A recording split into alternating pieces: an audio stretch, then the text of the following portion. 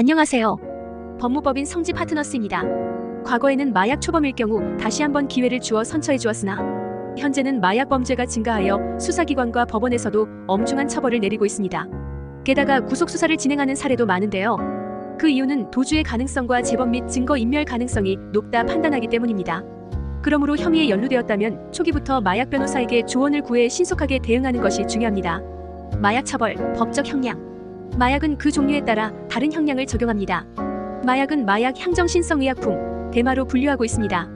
대마를 흡연하였다면 5년 이하의 징역 또는 5천만 원 이하의 벌금형, 필로폰, 케타민, 엑스터시 등을 투약, 소지, 관리, 수수, 알선, 제공하였다면 10년 이하의 징역 또는 1억 원 이하의 벌금에 처합니다. 마약 사건은 형량이 가볍지 않으며 실형 선고 비중도 높으므로 선처를 구하는 방법을 모색해 보아야 합니다.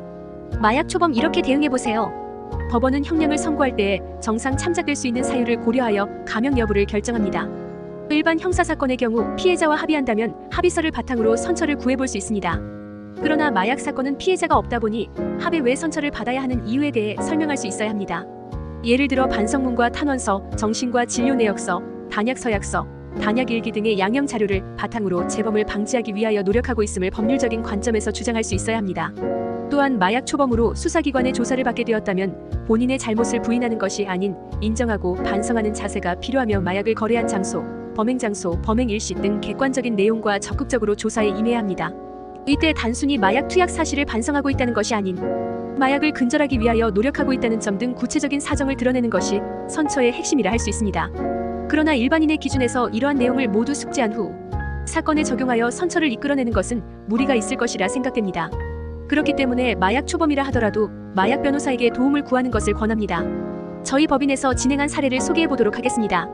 의뢰인은 친구들의 권유로 대마초를 접하게 되었습니다. 처음에는 친구들이 흡입하는 것을 지켜만 보았으나 친구들의 거듭된 권유에 호기심이 생겨 대마초를 흡입하고 말았습니다.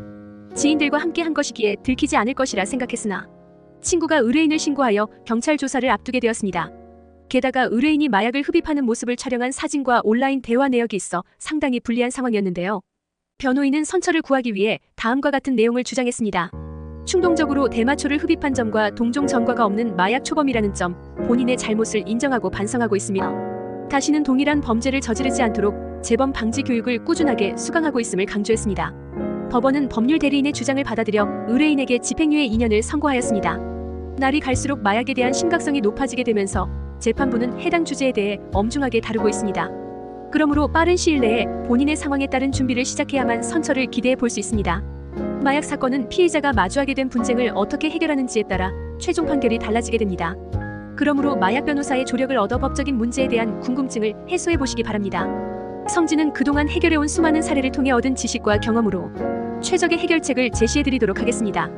이상 법무법인 성지 파트너스였습니다. 감사합니다.